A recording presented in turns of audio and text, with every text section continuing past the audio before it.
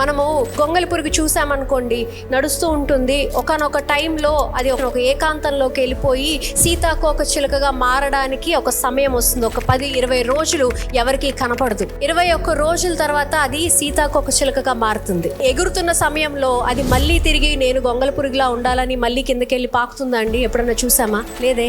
అది ఎగురుతుంది కదా. మరి దేవుడు ఈ రోజు మీ యొక్క ప్రార్థనలు విని, మీ యొక్క ఉపవాసాలు చూసి, మీ యొక్క కోరికలు విని దేవుడు మీ జీవితంలో రూపాంతరము చెందించాలని ఆయన ప్రయాసపడిన తర్వాత, మీకు రెక్కలు ఇచ్చిన తర్వాత 40 రోజుల తర్వాత మీరు మళ్ళీ తిరిగి ఎందుకు అదే విధమైన జీవితంలోకి వెళ్ళిపోతున్నారు అనేది ఒకసారి మిమ్మల్ని మీరు అడగాలి. ఈ 40 రోజులు మీరు ఏం చేసినా సరే 40 దినాల తర్వాత వచ్చే ఒక్క రోజు ఉంటుంది చూడండి.